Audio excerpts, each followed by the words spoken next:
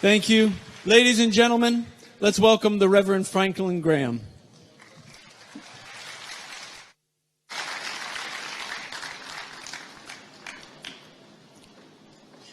Good evening.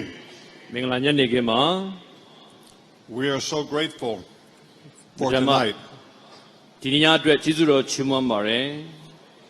This is our last evening. ဒီနေ့ဟာနောက်ဆုံးညဖြစ်တယ် I wish that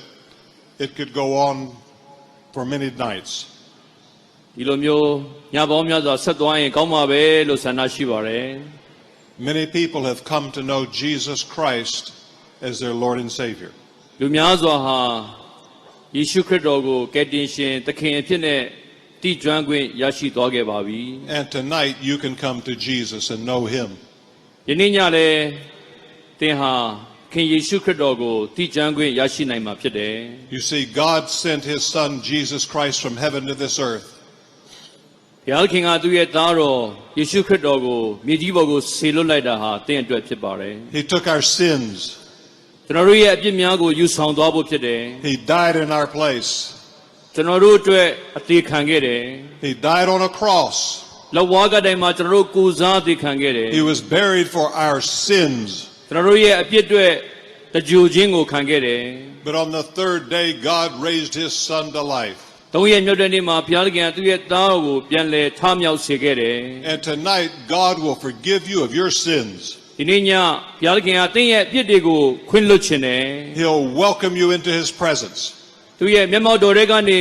ရောက်တိုင်းကိုကြိုဆိုပါတယ် And tonight, I'm going to invite you to do something this evening. ဒါကြောင့်ဒီနေ့ညမှာလည်းသင်တို့ကိုတစုံတစ်ခုတုံ့ပြန်ဖို့ရန်ကျွန်တော်ခေါ်ဖိတ်ခြင်းတယ် If you're here tonight and you're not sure that your sins are forgiven,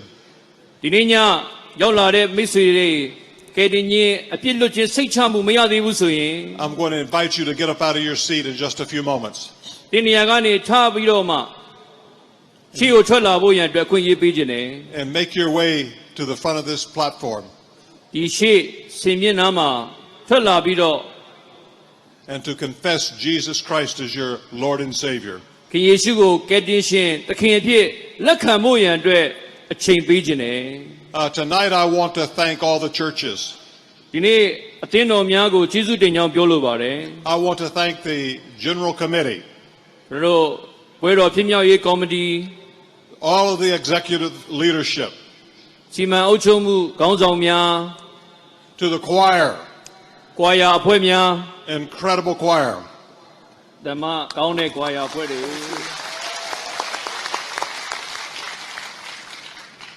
and then all of the musicians this week. I want to say thank you. ဒီတစ်ပတ်လုံးတိခတ်ပေးကြတဲ့လူပညာရှင်တွေအားလုံး And I want to thank our ushers and counselors, နေအဲချိုတဲ့လူတွေအကြံပေးဆွေးနွေးတဲ့လူတွေ and also the staff of the arena here. ဒီ convention center မှာတာဝန်ရှိတဲ့ပုဂ္ဂိုလ်တွေ And all of the volunteers. လှုပ်အားပေးတဲ့လူတွေအားလုံး I want to say thank you.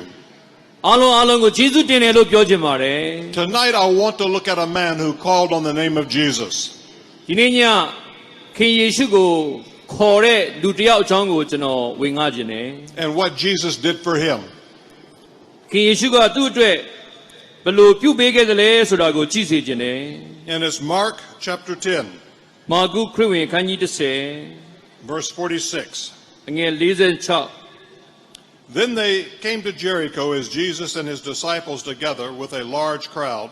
were leaving the city. A blind man, Bartimaeus, that is the son of Timaeus, was sitting by the roadside begging. When he heard that it was Jesus of Nazareth, he began to shout, "Jesus, thou son of David, have mercy on me." Many rebuked him, told him to be quiet, but he shouted all the more. Jesus stopped and said, "Call him." So they called to the blind man, "Cheer up, on your feet. He's calling you." Throwing his cloak aside, he jumped to his feet and he came to Jesus. "What do you want me to do for you?" Jesus asked him. The blind man said, "Rabbi, I want to see." "Go," said Jesus. "Your faith has healed you." Immediately he received his sight and he followed Jesus along the road. ရှမာကုခရစ်ဝင်ခန်းကြီး30ငယ်46ကနေပတ်ပါမယ်။ယေရီခေါမြို့သို့ရောက်ကြလျင်တပည့်တော်တို့မှစ၍များစွာသောလူပေါင်းတို့နှင့်တကွထိုမြို့မှထွက်ကြတော်မူစဉ်တွင်တိမဲဤသားဗာတိမဲအမိရှိသောလူကန်းသည်လမ်းနားမှထိုင်၍တောင်းစားလေ၏။နာဇရက်မြို့သားယေရှုရှိကြောင်းကိုကြားရလျင်ဒါဝိဒ်၏သားတော်ယေရှုကျွန်ုပ်ကိုကယ်မသနာတော်မူပါဟုဟစ်ကြော်လေ၏။ထိုသူကိုတိတ်ဆိတ်စွာနေစေခြင်းကလူများတို့သည်ငေါ့၍ဆိုကြတော်လဲဒါဝိဒ်၏သားတော်ကျွန်ုပ်ကိုကယ်မသနာတော်မူပါဟုတာ၍ဟစ်ကြော်လေသောယေရှုသည်ရပ်တော်မူလက်ထိုသူကိုခေါ်ခဲ့ဟုအမိန့်တော်ရှိ၏သူတစ်ပါးတို့သည်လူကန်းကိုခေါ်၍မစိုးရင်နှင့်ထလော့တင့်ကိုခေါ်တော်မူသည်ဟုဆိုကြ၏ထိုသူသည်မိမိအဝတ်ကိုခြုံပြီးလျှင်ထ၍ယေရှုထံတော်သို့သွား၏ယေရှုကလည်းတင်၌အဘယ်သို့ပြုစေလိုသည်နည်းဟုမေးတော်မူလျှင်အရှင်ဘုရားကျွန်ုပ်မျက်စိမြင်စေခြင်းကပြုတော်မူပါဟုလူကန်းလျှောက်လေသောယေရှုကသွားလော့တင်၏ယုံကြည်ခြင်းသည်တင့်ကိုကယ်မပြီဟုမိန့်တော်မူ၏ထိုခဏချင်းတွင်ထိုသူသည်မျက်စိမြင်၍လမ်း၌နောက်တော်သို့လိုက်လေ၏ I was very interested in the blind choir tonight. ဒီနေ့ညမျက်မမြင်အဖွဲ့ကကွာယာဆိုသွားတာကျွန်တော်အလွန်စိတ်ဝင်စားပါတယ် Their singing was so pure and beautiful. သူတို့ရဲ့တီးဆိုတာကအင်မတန်မှကောင်းပါတယ် I've always been impressed with how blind people are able to navigate without their eyes. မျက်မမြင်တဲ့လူတွေကအမြင်အာရုံမရှိပေမဲ့လည်းဘဝအသက်ရှင်မှုကိုပြုနိုင်တာကျွန်တော်အင်မတန်စိတ်ဝင်စားပါတယ် I travel and stay many times in hotels where the rooms are very dark. တခါတရံမှာကျွန်တော်တဲခိုတဲ့ဟိုတယ်မှာအင်မတန်မှောင်မိုက်တဲ့အခြေအနေကိုကြုံရဘူးတယ် You turn the light off မီးပိတ်လိုက်ပြီဆိုရင် and you can't see. ဘာမှမမြင်ရတော့ဘူး I'll turn the light back on မီးပြန်ဖွင့်လိုက်မှ and I will go to the window and open the drapes just a little bit so a little light will come in. ပဒင်းမောက်ကနေနည်းနည်းလေးအလင်းအောင်ရအောင်တကားဟလိုက်တဲ့ခါကျတော့မှပဲအခန်းကလင်းလာတယ် I want to be able to see. အဲ့ဒီခါကျမှပဲမြင်နိုင်တယ် Not long ago in California in the United States, မကြာသေးခင်အချိန်တုန်းကအမေရိကန်နိုင်ငံကယ်လီဖိုးနီးယားမှာ there was a terrible accident on one of our highways. ဒီအဝေးပြေးလမ်းမကြီးမှာအစုလိုက်ပြုံလိုက်ကားတိုက်မှုဖြစ်တယ် And it was over 100 automobiles crashed. အဲ့ဒီကားတိုက်မှုထဲမှာကားအစီး100လောက်ပျက်စီးဆုံးရှုံးမှုတွေကြုံရတယ် And the news media came out and interviewed this one woman. အဲ့ဒီမှာသတင်းဌာနကနေလာပြီးတော့မှမျိုးသမီးတယောက်ကတွေ့ဆုံမေးမြန်းခန်းလုပ်တယ် She said, I was driving down the road, all of a sudden there came fog across the road and I couldn't see and I was blind and I wrecked my car. ဘာကြောင့်ဒီလိုမတော်တဆထိခိုက်မှုဖြစ်တယ်လဲဆိုရင်တော့မြူတွေကရုတ်တရက်ကြောက်ရောက်လာတဲ့အခါမှာကားမောင်းတဲ့လူတွေကမမြင်ရတဲ့အတွက်ကြောင့်မလို့အဲ့ဒီလိုဖြစ်ခဲ့ရတယ် One of the things I do is I'm a pilot. ကျွန်တော်ကတော့လေယာဉ်မောင်းတဲ့ pilot တယောက်ဖြစ်ပါတယ် I have flown airplanes for 45 years. ကျွန်တော်လေယာဉ်မောင်းတာနှစ်ပေါင်း45နှစ်လောက်ရှိခဲ့ပါပြီ And many times we fly in clouds through rain and storms. ဒီနေ့အချိန်ပေါင်းများစွာတိမ်ထုတွေထဲမှာမုန်တိုင်းတွေကြားထဲမှာကြုံတွေ့ခဲ့ဘူးတယ် You can't see. အဲ့ဒီခါမှာဘာမှမမြင်ရဘူး You don't know where the ground is. မြေပြင်ကဘယ်မှာလဲဆိုတာမတွေ့ရတော့ဘူး You cannot see the sky. ကောင်းကင်ကိုလည်းမမြင်ရတော့ဘူး And you have to rely on your instruments. အဲ့ဒီခါမှာတော့ကိုယ့်ရဲ့ကရိယာတစားပလာကိုပဲကြည့်ရတော့တယ် You cannot rely on your sensations. ကိုယ့်ရဲ့အာယုံကိုမိခိုလို့မရတော့ဘူး You have to follow your aircraft's instruments. လေယာဉ်ရဲ့အချက်ပြစနစ်ကိုပဲအားကိုးရတော့တယ် You see, there are many of you here tonight and you're going through life blindly. ဒီနေ့ရောက်လာတဲ့ပရိသတ်ထဲမှာလည်းဘဝမှာအမောင်တို့ကိုဖြတ်တန်းပြီးပြန်တန်းနေရတဲ့လူတွေအများကြီးရှိတယ် And if you don't change the direction of your life tonight, တင်းရဲ့ဥတီယာကိုမပြောင်းလဲပဲနဲ့ဆက်ပြီးအမောင်ထဲမှာပြန်တန်းနေမယ်ဆိုရင်တော့ your life could be destroyed. တင်းရဲ့ဘဝကပျက်စီးခြင်းထဲမှာလမ်းဆုံးသွားမယ် But tonight you have a chance to come to Jesus Christ. အမေဒီနေ့ညတော့သခင်ယေရှုရှိကိုလာဖို့ရန်အတွက်အခွင့်အရေးရှိတယ် He will cleanse your heart.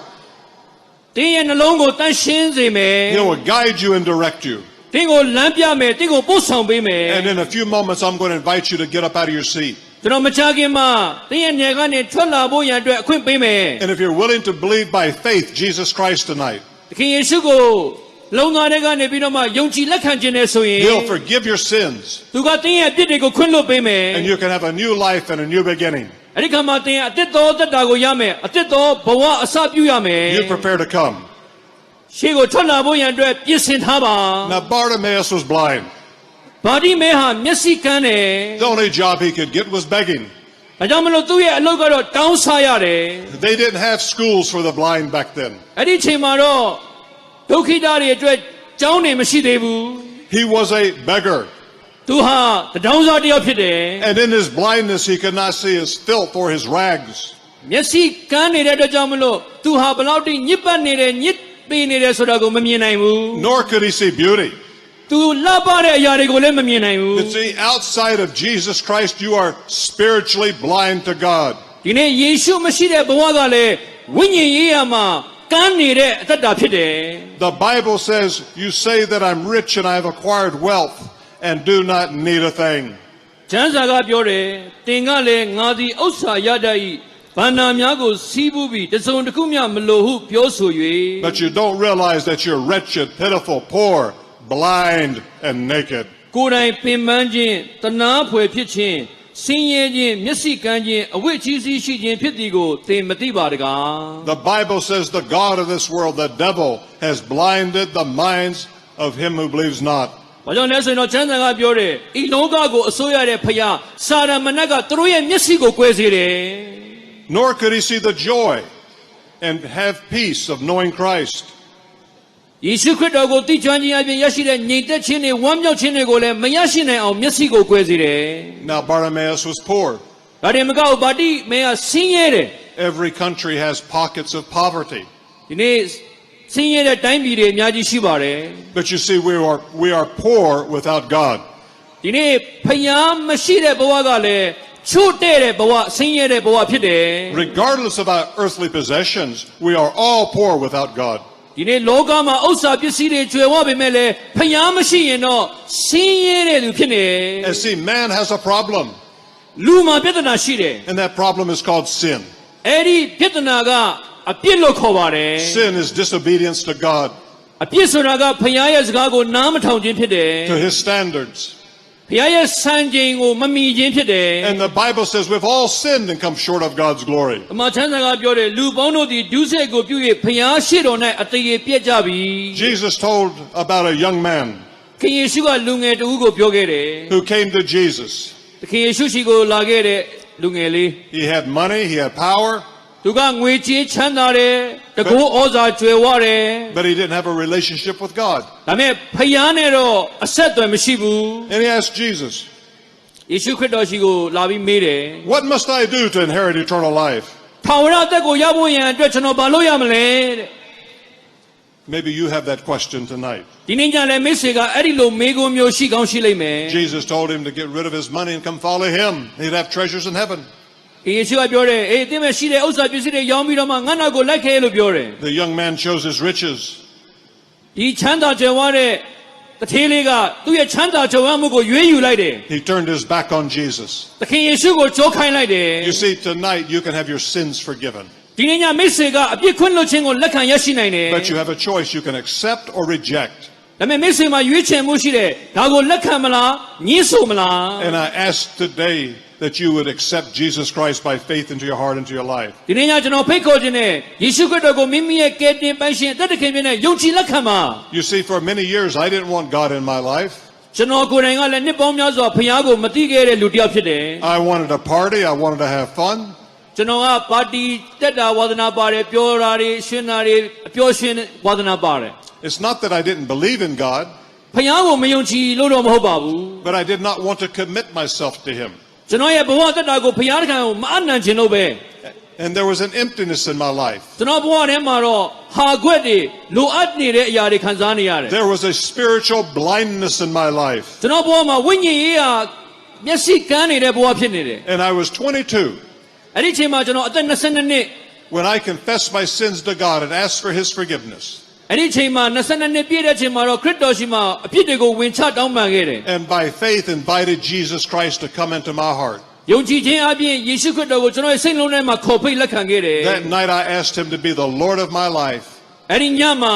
ကျွန်တော်ရဲ့သခင်အနေနဲ့အုပ်စိုးဖို့ရန်အတွက်သူ့ကိုလက်ခံခဲ့တယ် That night God forgave my sins. အဲ့ဒီညမှာကျွန်တော်ရဲ့အပြစ်တွေကိုသူခွင့်လွှတ်ပေးခဲ့တယ် And He opened my eyes ကျွန်တော်ရဲ့မျက်စိကိုဖွင့်ပေးခဲ့တယ် spiritually. ဝိညာဉ်မျက်စိ And He'll do that for you. တင်းကိုလည်းဒီနေ့ညမျက်စိဖွင့်ပေးမယ် You see, the Bible says that we're blinded by the God of this age, the devil. ကျမ်းစာကပြောတယ်ဒီလောကကိုအစိုးရတဲ့ဖခင်စာရမဏတ်ကလူတွေရဲ့မျက်စိကိုကွယ်စေတယ် He wants to deceive you. He wants to lure you into sin. စာရမဏတ်ကတော့လူတွေကိုအပြစ်တို့သွေးဆောင်တယ်လောကလက်စားမှုတွေထံကိုဆွဲဆောင်တယ် And maybe you're here tonight and you feel hopeless. ဒီနေ့မိတ်ဆွေဘဝတတထဲမှာမျောလင့်ချက်မဲ့တဲ့အခြေအနေကိုတွေ့ရတဲ့လူမိတ်ဆွေဖြစ်နိုင်တယ် You see, Bartimaeus was hopeless. ဗာတိမဲကလည်းမျောလင့်ချက်မဲ့တဲ့လူဖြစ်တယ် No one could help him. ဘသူမှသူ့ကိုမကူညီကြဘူး Many of you feel hopeless tonight. ဒီနေ့ညမျောလင့်ချက်မဲ့တယ်လို့ခံစားတဲ့လူတွေဒီမှာရှိနိုင်တယ် Why do people commit suicide? ဘာကြောင့်လူတွေကမိမိကိုမိမိတေချောင်းချန်ကြသလဲ Why do people use drugs ဝိရဆေးဝါးဘာကြောင့်သုံးဆောင်ကြသလဲ or turn to alcohol? ဘာကြောင့်အရက်ဆွဲသွားကြသလဲ It's the evidence of hopelessness. ဒါကမျောလင့်ချက်မဲ့တဲ့လက္ခဏာတွေဖြစ်ပါတယ် The papers are full of young people who are hopeless. ဒီနေ့သတင်းစာထဲမှာသတင်းတွေမှာကြည့်မယ်ဆိုရင်တော့မျောလင့်ချက်မဲ့တဲ့လူငယ်တွေရဲ့ဘဝတွေကိုတွေ့နိုင်တယ် Bartimaeus was hopeless. ဗာတိမဲဟာမျောလင့်ချက်မဲ့တယ် No one could heal his blindness. မျက်ကန်းနေတာကိုဘယ်သူကမှမကုပေးနိုင်ပါဘူး He expected to die in his blindness. သူကမျက်စိကန်းတဲ့ဘဝနဲ့ပဲသင်ရမယ့်အခြေအနေမှာရောက်ရှိနေတယ် There were no doctors, there was no clinic. ဆရာဝန်တွေလည်းမကုနိုင်ဘူးဘယ်ဆေးရုံကမှလည်းမကုနိုင်ပါဘူး And there's nothing that you can do to rid yourself of the sin in your life outside of Jesus Christ. ကျွန်တော်တို့ရဲ့ဘဝတက်တာထဲမှာဆွဲကပ်နေတဲ့အပြစ်တွေကိုဖယ်ရှားနိုင်ဖို့ရန်အတွက်တခြားဘယ်နည်းနဲ့မှမရနိုင်ဘူး The Bible says there's no one who is righteous, no, not one. ဒီမှာချမ်းသာကပြောတယ်ဖြောင့်မတ်သောသူမရှိတယောက်မှမရှိဘူး The Bible says we're dead in our trespasses and sins. ဒီမှာချမ်းသာကပြောတယ်လူတို့ဟာဒုစရိုက်အပြစ်၌တည်လက်ရှိတယ် And we have all sinned and come short of God's glory. ကျွန်တော်တို့လူတိုင်းဟာဒုစရိုက်ကိုပြု၍ဘုရားသခင်ရှေ့မှာအသေးပြည့်လက်ရှိကြတယ် And the wages of sin is death. အပြစ်တရားရဲ့အခကသေခြင်းဖြစ်တယ် There's no hope မျောလင့်ချက်မရှိဘူး outside of Jesus Christ. သခင်ယေရှုမရှိတဲ့ဘဝကမျောလင့်ချက်ကင်းမဲ့နေတယ် See, sin is a disease of the human soul. အပြစ်ကတော့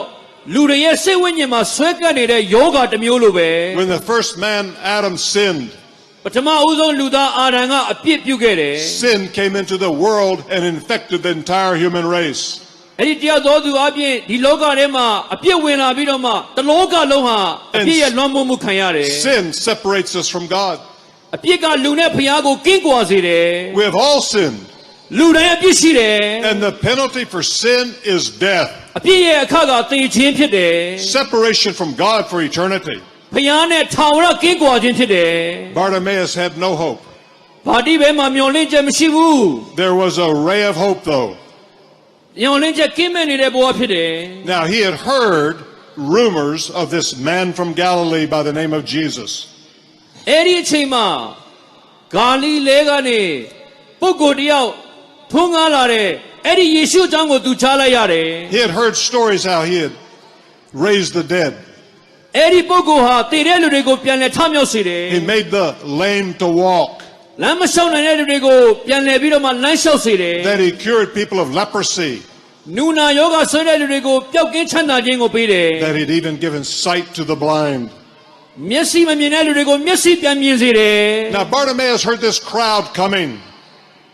လူတို့ကြီးကသူ့နားမှာဖြတ်လာတာကိုသူကြားရတယ် And as somebody was passing by, he said, "What's the commotion? Who's coming?" လူတယောက်ကသူ့နားမှာဖြတ်သွားတဲ့အခါမှာလူစုလူဝေးရုပ်ရုပ်တက်တဲ့အတန်ကဘာတွေလဲလို့သူမေးလိုက်တယ် The stranger pulls away and says, "It's Jesus. အဲ့ဒီလူကပြောတယ်ယေရှု Jesus of Nazareth is coming." နာဇရက်မြို့သားယေရှုအခုဖြတ်လာပြီ Bartimaeus would have never heard it if it hadn't been for this stranger. ဗ ဘာတိမဲကအဲ့ဒီသတင်းကိုအရင်တော့တစ်ခါမှမကြားဘူးခဲ့ဘူး And Bartimaeus reached out as Jesus passed by.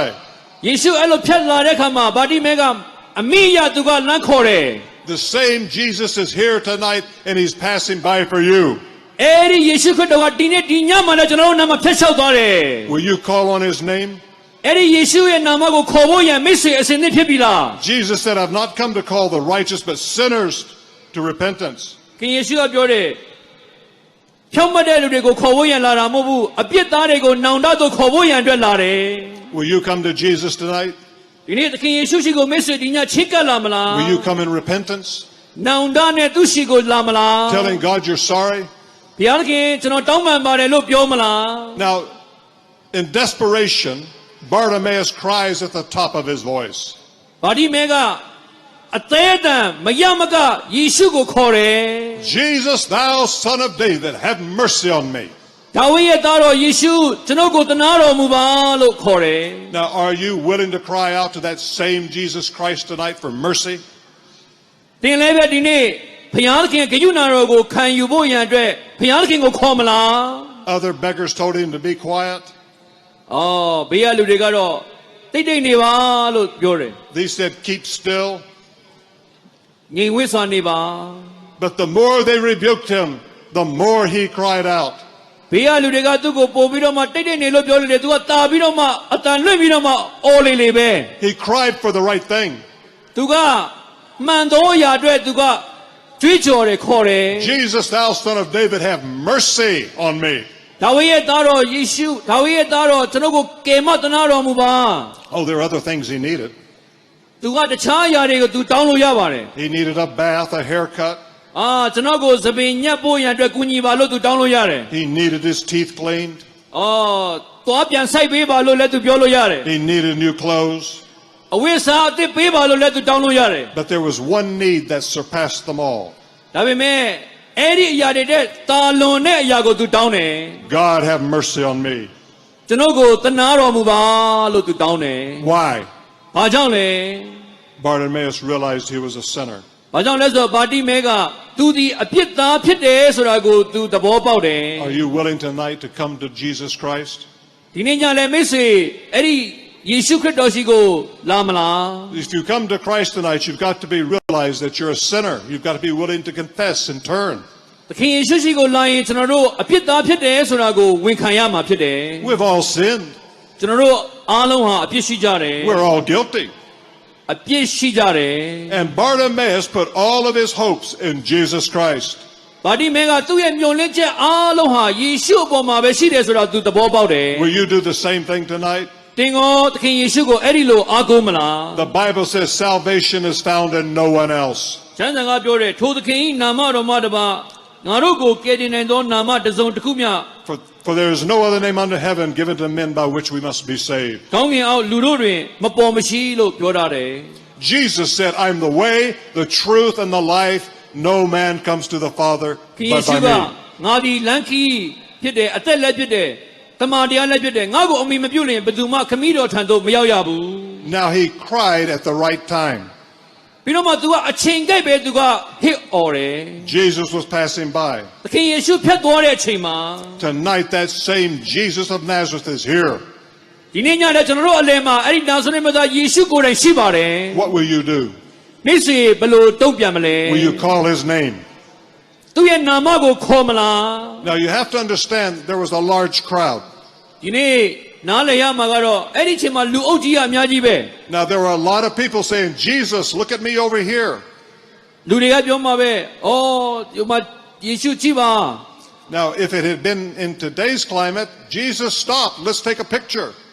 အော်သခင်ယေရှုခဏလေးနေပါဦးဒီနေ့လို့ဆိုရင်တော့ဓာတ်ပုံရိုက်ချင်တယ်ဆိုတဲ့လူတွေလည်းရှိမှာပဲ But there was a lot of commotion. ရုပ်ရုပ်တက်တက်ဖြစ်နေတာလူအုပ်ကြီးက But there was a blind beggar ဒါပေမဲ့အဲ့ဒီအချိန်မှာမျက်စိကန်းတဲ့ဗာတိမဲ who cried for the right thing. သူကမှန်သောအရာကိုတောင်းတယ် Jesus, thou son of David, have mercy on me. ဒါဝိဒ်ရဲ့သားတော်ယေရှုကျွန်တော်ကိုသနာတော်မူပါလို့ He was the only one who cried for mercy. သူတယောက်သေးကပဲ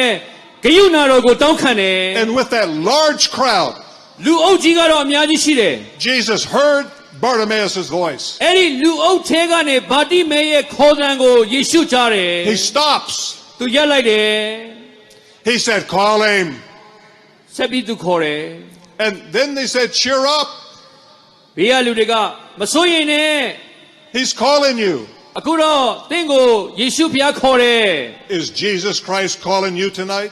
ဒီနေ့ညလေအဲ့ဒီယေရှုကသင်ကိုခေါ်နေတယ် As I've been preaching, is there a little voice inside of you saying that this is what you need to do tonight? ကျွန်တော်အခုတရားဟောနေတဲ့အချိန်မှာပဲကျွန်တော်စိတ်ထဲမှာအတန်တကူရတယ်သင်လည်းပဲထိုနည်းတူပြုဖို့ရန်အတွက်ဖျားအလိုရှိတယ် Suppose it said, I'll wait and learn a little more about Jesus. သူအနေနဲ့ငါခဏလေးနေပြီးတော့မှနောက်မှခေါ်ရင်ကောင်းမယ်လို့စဉ်းစားနိုင်တယ် I'll read the paper tomorrow to see what the scribes and the Pharisees say. မနေ့ပြန်တိဆောင်ပြီးတော့မှဖာရိရှဲတွေကဒီပုဂ္ဂိုလ်နဲ့ပတ်သက်ပြီးဘာများပြောမလဲဆိုတာကိုဆင်ခြင်အောင်မယ်လို့တုံ့ပြန်နိုင်တယ် Maybe he would say, I think I'll wait until he comes to Jericho again. နောက်တစ်ခေါက်ယေရီခေါမြို့ကိုပြန်လာတဲ့အခါကျမှပဲငါတွေ့ရင်ကောင်းမယ်လို့လည်းသူစဉ်းစားနိုင်တယ် Jesus was on his way to the cross. အဲ့ဒီအချိန်မှာသခင်ယေရှုကကားရန်ကိုဥတီပြီးသွားနေတယ် He was never coming to Jericho again. ယေရီခေါမြို့ကိုနောက်တစ်ဖန်ပြန်မလာဘူး Bartimaeus would have never had another chance. အဲ့ဒီလိုသာစောင့်မယ်ဆိုရင်ဗာတိမဲကနောက်တစ်ခါအခွင့်အရေးရမှာမဟုတ်ဘူး And for you tonight, you may never have another chance tonight. မိတ်ဆွေသင်ရဲ့သက်တာထဲမှာလည်းဒီလိုအခွင့်အရေးမျိုးနောက်တစ်ခေါက်ရမှာမဟုတ်ဘူး Will you do what Bartimaeus did and will you call upon the name of Jesus Christ in faith? ဗာတိမဲကယုံကြည်ခြင်းအပြင်ယေရှုဖျားကိုခေါ်တဲ့ကဲ့သို့ပဲမိတ်ဆွေလည်းဒီနေ့ညယေရှုကိုခေါ်ပါ The Bible says now is the accepted time. Now is the day of salvation. ကျမ်းစာကပြောတယ်ယခုပင်နှစ်သက်ဖွယ်သောအချိန်ရှိ၏ယခုပင်ကယ်တင်ရာနေ့ရက်ကာလရှိ For ၏ Bartimaeus, that was his time. ဗာတိမဲအတွက်ကတော့အချိန်ရောက်ပြီ And for you tonight, this is your time. ထိုနည်းတူပဲသင်အတွက်လည်းဒီနေ့ညဟာအချိန်ရောက်ပြီ Now God warns, ဘုရားသခင်ကသတိပေးနေတယ် a man who remains stiff-necked will suddenly be destroyed. အထက်ထက်ဆုံးမခြင်းကိုခံတော်လဲမိမိလေပင်ကိုခိုင်မာစေသောသူသည်ကိုယ်ွယ်ရာမရရုတ်တရက်ပျက်စီးလိမ့်မယ် There is a judgment coming. တရားစီရင်ခြင်းလာလိမ့်မယ် But today, God wants to forgive. ဒီနေ့တော့ဘုရားသခင်ကခွင့်လွှတ်ခြင်းပေးခြင်းတယ် That the only way you can be forgiven is to come to Jesus Christ by faith. အဲ့ဒီခွင့်လွှတ်ခြင်းကိုရယူနိုင်ဖို့ရန်တက်ကတော့ယေရှုခရစ်တော်ကိုယုံကြည်လက်ခံခြင်းအပြင်ဖြစ်ပါတယ် Jesus Christ died for your sins. ခင်ယေရှုကသင်ရဲ့အပြစ်တွေအတွက်အသက်ခံခဲ့တယ် He was raised from the dead. သင်ခြင်းကနေပြီးတော့မှထမြောက်ခဲ့တယ် He's alive. He's here tonight. သူကအသက်ရှင်နေယနေ့ညကျွန်တော်တို့နဲ့အတူရှိတယ် He'll come into your heart, into your life if you'll let him. သင်ရဲ့တက်တာထဲမှာသင်ရဲ့ဘဝတက်တာထဲမှာသင်ခေါ်ဖိတ်မယ်ဆိုရင်ဝင်ရောက်ပြီးတော့မှနေရာယူနိုင်တယ် Notice what Jesus did. သခင်ယေရှုဘာပြုတယ်လဲဆိုတာကိုကြည့်ပါဦး He said, call him. သူကခေါ်လိုက်တယ် Now he comes to Jesus. ယေရှုရှိကိုရောက်လာတယ် Jesus stood still. ခင်ယေရှုကရက်တော်မူပြီးမှ All these people around him. ဘိဗဝိညာဉ်မှာလူတွေအများကြီးပဲ Many people saying, Jesus, look at me. Jesus over here. Jesus. လူများစွာကယေရှုကျွန်တော်ကိုလက်ကြည့်ပါအောင်ယေရှုကျွန်တော်ဘက်ကိုလည်းလှည့်ပါအောင်လို့တောင်းတနေမှာပဲ But there was only one who was crying for mercy. ဒါပေမဲ့ကျွန်တော်ကိုတနာပါလို့ဂရုဏာတောင်းခံတဲ့လူကတယောက်တည်းပဲ And Jesus stopped on the way to Calvary to အဲ့ hear ဒီ him. ကရာနီကုန်းကိုဥတည်နေတဲ့ယေရှုကအဲ့ဒီခေါ်တန်ကိုကြားပြီးတော့မှသူရက်တော်မူတယ် Jesus will stand still for you tonight. ဒီနေ့ညလည်းသခင်ယေရှုကမိတ်ဆွေရဲ့အနားမှာရှိပါတယ် Jesus said, call him. ယေရှုကမိတ်ဆွေကိုခေါ်နေတယ် Tonight, he's calling you. ဒီနေ့ညသင်ကိုယေရှုခေါ်နေတယ် And what is your answer? သင်ရဲ့အဖြေကပါလေ Will you come to him? သူ့ထံကိုလာမလား Will you confess your sins and tell him you're sorry? သင်ရဲ့အပြစ်တွေကို sorry ပဲတောင်းပန်ပါတယ်လို့ဝန်ခံမလား And by faith, will you invite Jesus Christ into your heart, into your life? ယုံကြည်ခြင်းအပြင်သခင်ယေရှုကိုသင်ရဲ့တက်တာထဲမှာခေါ်ဖိတ်လက်ခံမလား The Bible says he came to seek and to save that which is lost. တမန်ကျမ်းစာကပြောတယ်လူသားသည်ပျောက်သောသူတို့ကိုရှာ၍ကယ်တင်အံ့သောငါကြွလာသည် Jesus said, behold, I stand at the door and knock. If any man hears my voice and open the door, I'll come in and have fellowship with him and he with me. သခင်ယေရှုကငါသည်တကားရှင်းမှရဲ၍ခောက်လျက်နေ၏အကျဉ်သူသည်ငါ၏တန်ကိုကြား၍တကားကိုဖွင့်အံ့ထိုသူရှိရာသို့ငါဝင်၍သူနှင့်အတူစားတော့မည်သူသည်လည်းငါနှင့်အတူစားတော့ရလိမ့်မည် You may say, he won't stop for me. သင်ကတော့ပြောမှာပဲကျွန်တော်အတွက်ကိုသခင်ယေရှုကကျွန်တော်အနားမှာရပ်ပါမလား I'm too guilty, I'm too dirty. ကျွန်တော်ကအပြစ်များလွန်းတယ်ကျွန်တော်ကညစ်ပတ်လွန်းတယ် He won't stop for me. ကျွန်တော်အတွက်တော့ The ရပ်မယ် Bible, မထင်ဘူး the Bible tells the story of Manasseh. ဒါပေမဲ့တမန်ကျမ်းစာကတော့ကျွန်တော်တို့ကို He was, အားပေးထားတယ် he was one of the most wicked men in the Bible. ကျမ်းစာထဲမှာမနာရှေဆိုတဲ့ပုဂ္ဂိုလ်ကအင်မတန်မှစိုးသွမ်းတဲ့ဘုရင်တစ်ပါးဖြစ်တယ် The Bible says that he filled Jerusalem from one end to the other ဒီနေ့ယေရုရှလင်မှာတော်လေးတပ်ဖြတ်မှုတွေကိုပြုခဲ့တယ် with blood. အသွေးနဲ့ညှိညူးစေတယ် He burned his own children in the fire. ဘယ်လောက်ထိဆိုးလဲဆိုရင်ကိုယ့်ရဲ့သားသမီးကိုတောင်မှမီးရှို့ခဲ့တယ် And God sent the Babylonians. ဘာဘူးလို့ရှင်ဘုရင်ကိုဆေလွတ်ပြီးတော့မှဆုံးမတယ် They put Manasseh in chains. သူကိုတန်ကြိုးနဲ့ချီနှောင်ပြီးတော့မှဖမ်းဆီးခေါ်ဆောင်သွားခဲ့တယ် They put hooks in his flesh. ဒီနေ့သူ့ရဲ့အသားမှာဂျိတ်တွေနဲ့ This wicked man အဲ့ဒီဆိုးသွမ်းတဲ့လူကို went to Babylon, ဘာဘူးလို့မြို့ကိုခေါ်သွားပြီးတော့ locked in a dark prison. မှောင်တဲ့ထောင်ထဲမှာချုပ်နှောင်ထားတယ် He confessed his sins to God, အဲ့ဒီအချိန်တွေရောက်တဲ့အခါမှာသူကအပြစ်တွေကိုဝင်ချတောင်းပန်တယ် asked for God's forgiveness. ဘုရားသခင်ရဲ့ခွင့်လွှတ်ခြင်းကိုတောင်းခံတယ် This wicked king, အဲ့ဒီဆိုးသွမ်းတဲ့ရှင်ဘုရင် God heard his prayer. ဆုတောင်းတဲ့အခါဘုရားသခင်ကနားထောင်ခဲ့တယ် He heard his prayer. သူ့ရဲ့ဆုတောင်းခြင်းကိုဘုရားသခင်ကြားတယ် And God forgave him and he restored him to the throne. သူ့ကိုခွင့်လွှတ်ပြီးတော့မှသူ့ရဲ့ပလင်မှာပြန်ပြီးတော့မှနန်းဆန်ရတဲ့အခွင့်ကိုပေးခဲ့တယ် If God will do this for Manasseh, think of what he'll do for you. အဲ့ဒီဘုရင်မနာရှေရဲ့အသက်တာမှာပြုတဲ့ဘုရားသခင်ဟာတင့်ကိုလည်းယနေ့ညခွင့်လွှတ်ခြင်းနဲ့ဂျေဇုပြုခြင်းပါတယ် The only way to God is through Jesus Christ. အဲ့ဒီလိုဘုရားသခင်ရှိကိုချင်းကပ်ဖို့ရန်တခုတည်းသောနည်းလမ်းကတော့ယေရှုခရစ်တော်အားဖြင့်ဖြစ်တယ် Jesus said, call him. ယေရှုကခေါ်နေတယ် And Bartimaeus came running to Jesus. ယေရှုခေါ်တဲ့အခါမှာပါတိမဲကယေရှုရှိကိုပြေးလာတယ် They gave him a cloak. အော်သူ့ရဲ့အဝတ်တွေကိုဖယ်လိုက်တယ် He threw it away. သူ့ရဲ့ဒုတ်တွေကိုဖယ်လိုက်တယ် And Jesus said, what do you want me to do for you? ယေရှုကသူ့ကိုတင်၌အဘယ်သို့ပြုစေလိုသနည်းလို့မေးလိုက်တယ်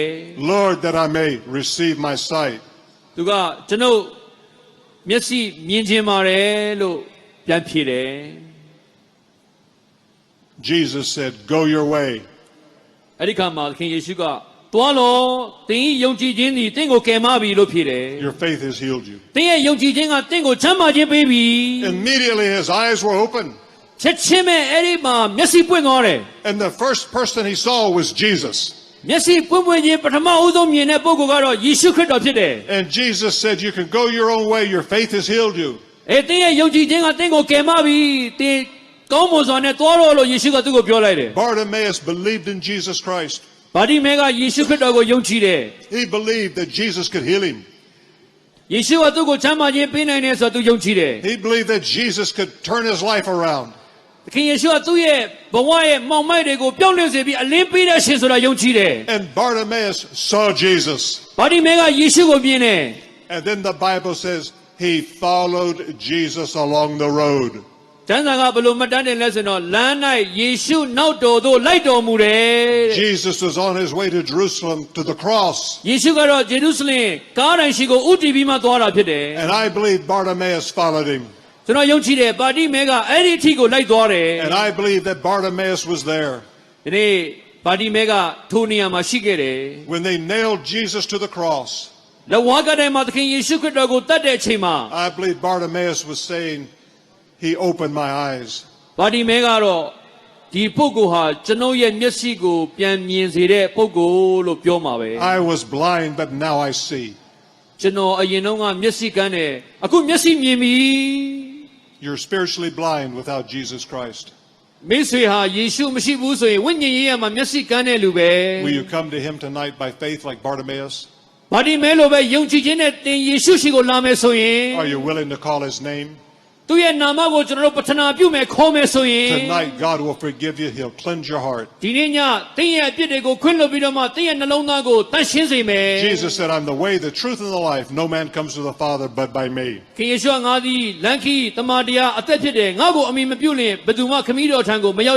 Now, if you're here tonight and you have never invited Jesus Christ into your life, if you've never trusted him as your Savior, you can do it right now. God will forgive you tonight. You can have a new life and a new beginning.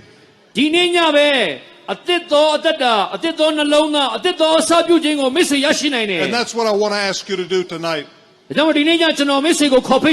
To get up out of your seat right now. Make your way to an aisle and come stand in front of this platform. And when we have all come,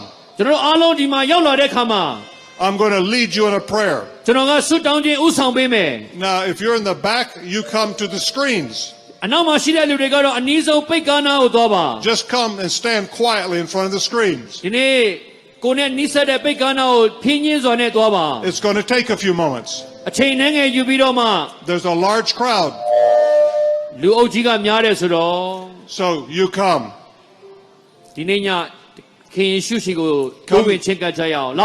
Come to Jesus tonight. Come. Come. God loves you. He will forgive you. But you've got to be willing to call on the name of Jesus tonight. Bartimaeus did. It changed his life. Your life can be changed. If you came with friends, they're going to wait on you. If you came on a bus, they're going to wait. You get up and come right now. Come. If you're in the back, just come quietly and stand in front of the screens. If you're here in the front, you just get up and come stand in front of this platform. And when we have all come, we're going to have a word of prayer together. Asking God for his forgiveness. And by faith, believing on the name of Jesus Christ.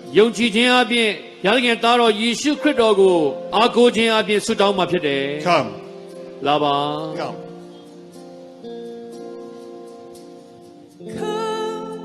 Just as you are, hear the Spirit call. Come just as you are. Come and see. Come receive. Come and live forever. Come just as you are. Come and see.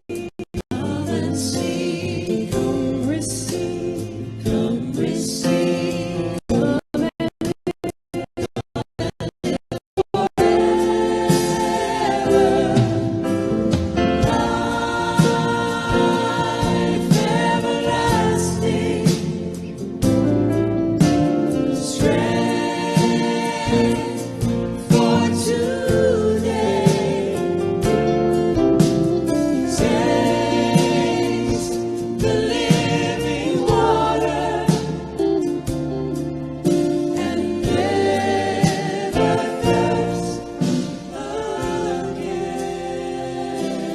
Many people are coming.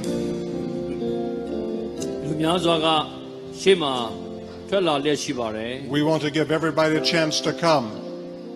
လူတိုင်းလာနိုင်မှုရန်အတွက်ကျွန်တော်ခွင့်ရေးပေးချင်ပါတယ် We're going to have a word of prayer just in a moment. မကြာခင်မှာကျွန်တော်တို့ဆုတောင်းဖို့အချိန်ယူပါမယ် Tonight, God will open up your spiritual eyes. ဒီနေ့ညသင်တို့ရဲ့ဝိညာဉ်မျက်စိတွေကိုဘုရားသခင်ဖွင့်ပေးမယ် And tonight, you can invite Jesus Christ into your heart, into your life. ဒီနေ့ညသင်ရဲ့နှလုံးသားထဲကနေသခင်ယေရှုခရစ်တော်ကိုကယ်တင်ပိုင်ရှင်ဖြစ်ခေါ်ဖိတ်လက်ခံပါ Tonight, your sins can be forgiven. ဒီနေ့ညသင်အပြစ်တွေခွင့်လွှတ်ခြင်းခံရမယ် You can be set free tonight ဒီနေ့ညသင်လွတ်မြောက်ခြင်းကိုရမယ် with a new life, a new beginning. ဘဝအသစ်ကိုရမယ်နှလုံးသားအသစ်နဲ့အသစ်သောအစပြုခြင်းတွေကိုသင်ရရှိမယ် Come to Jesus. သခင်ယေရှုထံကိုလာခဲ့ပါ Come. လာပါ We're going to wait. ကျွန်တော်တို့စောင့်နေပါတယ် You can come to the screens or come stand here. ဒီနေ့ရှေ့မှာနေရာမရှိဘူးဆိုရင်ပိတ်ကားနားမှာအနည်းဆက်ဆုံးပိတ်ကားနားကိုချဉ်ကပ်ပါ You may never have another chance. Do it tonight. နောက်တစ်ခေါက်ဒီလိုခွင့်ရမျိုးရဖို့မလွယ်ဘူးဒီနေ့ညပဲအချိန်ရှိတော့မှလာခဲ့ပါ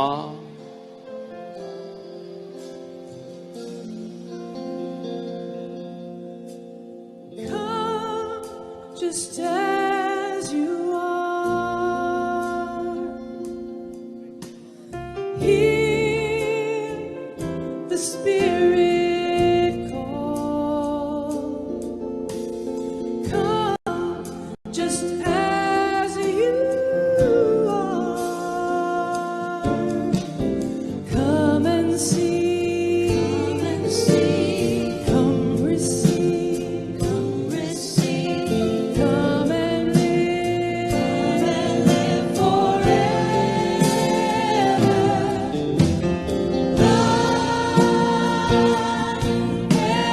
Everlasting strength for today.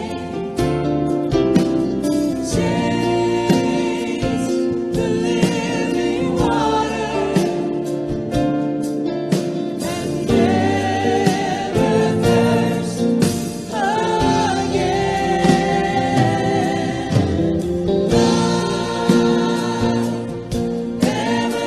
thirst again. Everlasting strength for today. Taste the living water and never thirst again. By coming tonight, ဒီနေ့ညရှိကိုထွက်လာတဲ့အခါမှာ you're saying to God,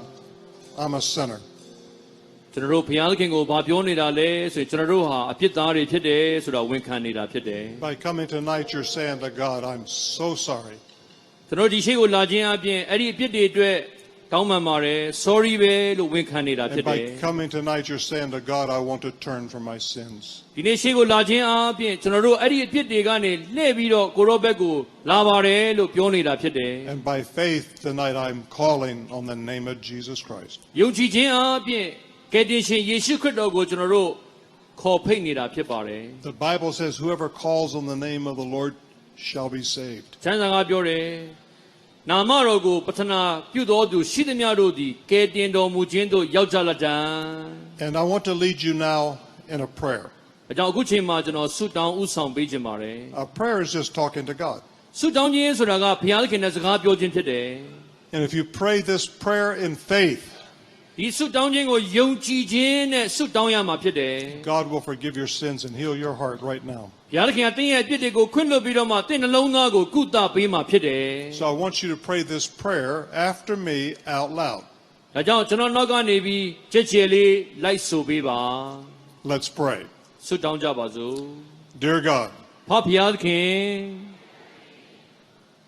I am a sinner. ကျွန်ုပ်ဒီအပြစ်သားဖြစ်ပါတယ် I'm sorry for my sins. ကျွန်တော်ရဲ့အပြစ်များအတွက်ဝင်ချတောင်းပန်ပါတယ် Forgive me. ကျွန်တော်အပြစ်များကိုလွတ်တော်မူပါ I believe Jesus Christ is your Son. ဒါတော့ယေရှုခရစ်တော်ကိုကျွန်တော်ယုံကြည်ပါတယ် that he died on the cross for my sins. ကျွန်တော်အပြစ်တွေလက်ဝါးကတိုင်မှာအသေးခံခဲ့တာကိုယုံကြည်ပါတယ် I invite Jesus to come into my heart. ကျွန်တော်စိတ်နှလုံးသားထဲမှာဝင်ရောက်ဖို့ခေါ်ဖိတ်လက်ခံပါတယ် To take control of my life. ကျွန်တော်ဘဝသက်တာကိုအုပ်စိုးတော်မူပါ I trust Jesus as my Savior. ယေရှုဖခင်ကိုကျွန်တော်ရဲ့ကယ်တင်ရှင်ဖြစ်ယုံကြည်လက်ခံပါ၏ And I want to follow Jesus as my Lord. ကျွန်တော်ရဲ့သခင်အဖြစ်နဲ့ယေရှုနောက်ကိုလိုက်ပါမယ် And I pray this in the name of Jesus Christ. ဒီယေရှုနာမတော်မြတ်၌ဆုတောင်းပါ၏ Amen. အာမင် If you prayed that prayer, ဒီဆုတောင်းခြင်းကိုသင်လိုက်ပြီးဆုတောင်းတယ်ဆိုရင် it's about 8:34. အခုက8နာရီ34 God just heard your prayer. သင်ဆုတောင်းတဲ့ကိုဘုရားသခင်ကြားပြီ He's forgiven you. သင်ရဲ့အပြစ်တွေကိုခွင့်လွှတ်ပြီ You're forgiven. သင်ဟာခွင့်လွှတ်ခြင်းကိုခံရပြီ You're forgiven. သင်ဟာခွင့်လွှတ်ခြင်းကိုခံရပြီ Now I want you to get involved in a church. ဒါကြောင့်သင်ကိုဘုရားကျောင်းတစ်ခုခုနဲ့ဆက်သွယ်ပြီးပါဝင်စေခြင်းနဲ့ I want you to tell the pastor what you did here tonight. ဒီနေ့ညသင်ပြုခဲ့တဲ့အရာတွေကိုသင်ဥစ္စာတယောက်ယောက်ကိုပြန်ပြောပြပါ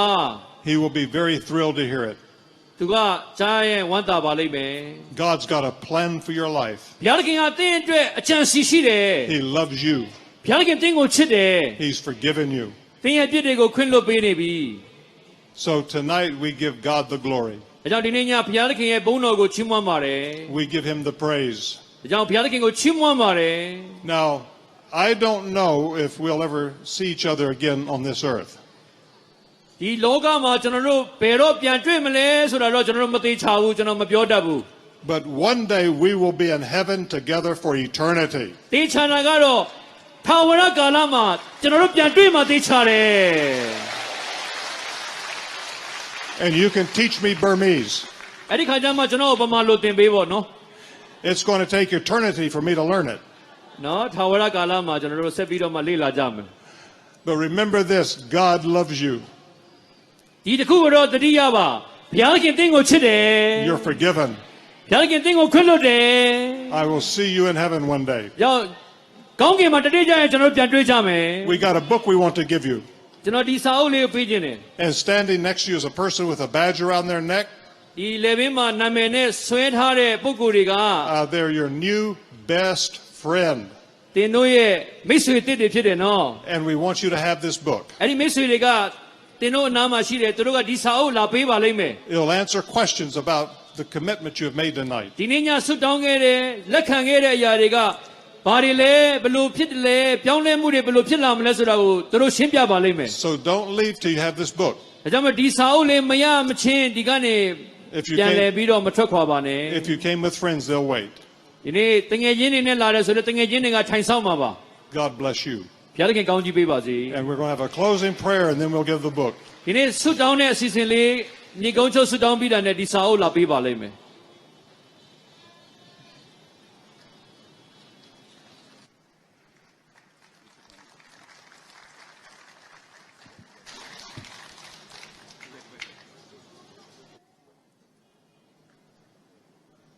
အသက်ရှင်သော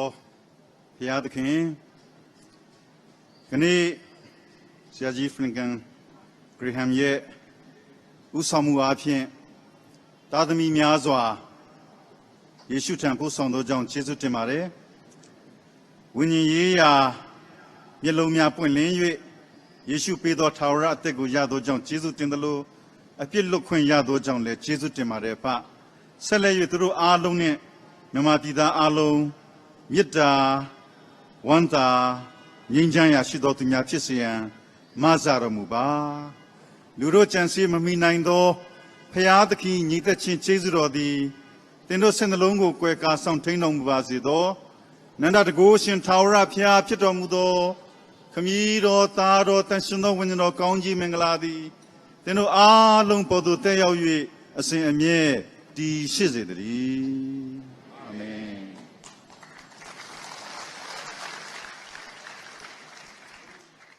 က